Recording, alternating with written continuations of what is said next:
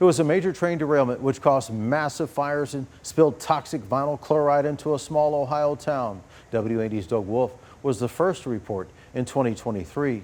The train had been in Decatur just the day before. And now the National Transportation Board is revealing its findings into the crash. The number designation for the ill-fated train was 32N, a train Norfolk Southern employees in Decatur thought very little of, according to Bob Guy of the Smart Transportation Union.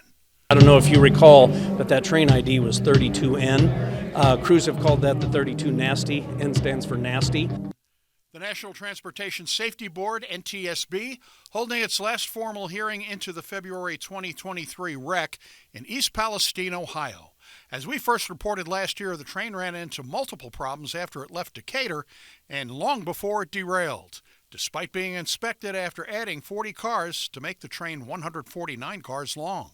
In Decatur, Illinois, the added 40 cars were also inspected by qualified mechanical inspectors as required. The conclusion of the NTSB investigators is the freight train derailed because of a burning wheel bearing.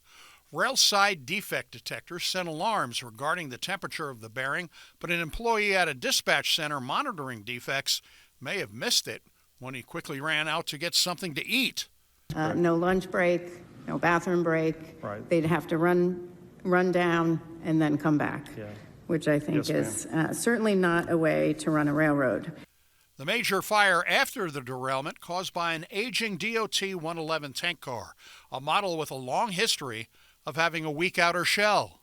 This tank car sustained head punctures sizable enough to have rapidly released its contents, spilling the chemical along a 1,100-foot segment of track.